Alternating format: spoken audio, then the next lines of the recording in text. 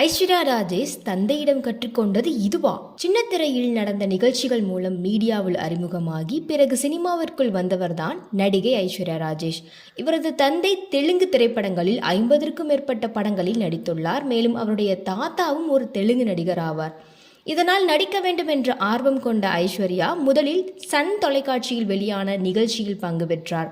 அதற்கு பிறகு கலைஞர் தொலைக்காட்சியில் நடைபெற்ற மானாட மயிலாட என்ற நடன நிகழ்ச்சியில் பங்கு பெற்று வெற்றியும் பெற்றார். இதனைத் தொடர்ந்து 2011 அவர்களும் இவர்களும் என்ற திரைப்படத்தின் மூலம் தமிழில் அறிமுகமான ஐஸ்வர்யா ராஜேஷ் அட்டகத்தி படத்தின் மூலமே சற்று பிரபலமானார். அதற்கு பிறகு நடிகர் விஜய் சேதுபதியுடன் ரம்மி, பண்ணையாரும் பத்மினியும், தர்மதுரை என தொடர்ச்சியாக நடித்து மிகவும் பிரபலமானார்.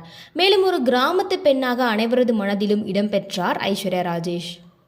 முன்னதாக 2015ஆம் ஆண்டு காக்கா முட்டை திரைப்படத்தின் மூலம் இரு சிறுவர்களின் தாயாக நடித்த ஐஸ்வர்யா சினிமா வட்டாரங்களிலும் பல இயக்குநர்கள் மத்தியிலும் நல்ல கவனம் பெற்றார். ஏனென்றால் அந்த திரைப்படத்தில் அம்மாவாக இவர் நடித்ததற்கு சிறந்த நடிகைக்கான தமிழக அரசு திரைப்பட விருதையும் பெற்றிருந்தார்.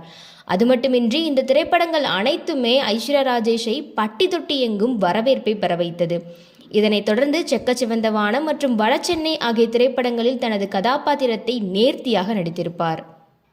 படிப்படியாக அதிக செல்வாக்கையும் ரசிகர் கூட்டத்தையும் பெற்று வருகின்ற ஐஸ்வர்யா ராஜேஷ் விஜய் சேதுபதி மற்றும் மற்ற நடிகர்களுடன் நடித்தாலும் முன்னணி நடிகர்களான விஜய், அஜித் மற்றும் சூர்யா ஆகியோருடன் நடிப்பதற்கான வாய்ப்பு இன்னும் அவருக்கு அமையாமலே உள்ளது. ஆனால் பெண்களை மையப்படுத்தி அவர்களை முன்னிலைப்படுத்தி எடுக்கப்படும் கதைகளை தேர்வு செய்து தற்போது நடித்து வருகிறார். அந்த வரிசையில் ரணசிங்கம், கனா, பர்ஹானா, சொப்பன சுந்தரி ஆகிய படங்கள் அடங்கும். இது மட்டுமின்றி பத்திரிகையாளர்கள் தரப்பில் இவர் கூறும் சில கருத்துக்கள் பல நேரங்களில் அவருக்கே பெரும் சர்ச்சையை ஏற்படுத்திவிடும்.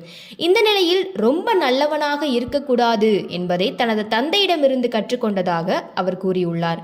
அதாவது அன்னையர் தினத்தை ஒட்டி தன்னுடைய அம்மா தன் வாழ்க்கையில் பட்ட கஷ்டங்களை குறித்து பேசிய ஐஸ்வர்யா ராஜேஷ், கஷ்டப்பட்டவர்களுக்கு உதவும் நோக்கில் கேரண்டி கையெழுத்துக்களை எனது அப்பா சிலருக்கு போட்டு கடன் வாங்கி கொடுத்தார். ஆனால் எதிர்பாராத விதமாக எனது தந்தை இறந்ததும் அந்த கடன்கள் எல்லாம் என் அம்மா மீது விழுந்தது. அப்படி யாரோ வாங்கிய கடனுக்காக எங்களிடமிருந்த ஒரே பிளாட்டை விற்று கடன்களை எங்களது அம்மா கட்டினார். அதற்கு பிறகு மிகவும் கஷ்டப்பட்டு எங்களை நன்றாக படிக்க வைத்தார். ஒரு கட்டத்தில் எனது அண்ணன் இருவரும் படித்து முடித்து வேலைக்கு செல்கின்ற நேரத்தில் இருவருமே ஒரு விபத்தில் இறந்து விட்டனர். அதற்கு பிறகு எனது அம்மா உடைந்து போய்விட்டார். இருப்பினும் தன்னம்பிக்கை இழக்காமல் என்னை வளர்த்தார் என்று கூறியுள்ளார் ஐஸ்வர்யா. அது மட்டுமின்றி தனது அம்மாவை போன்று தன்னம்பிக்கையுடன் இருக்க வேண்டும் என்றும் என் அப்பாவிடமிருந்து அநியாயத்திற்கு யாரையும் நம்பக்கூடாது என்பதை கற்றுக்கொண்டதாக அவர் கூறியுள்ளார்.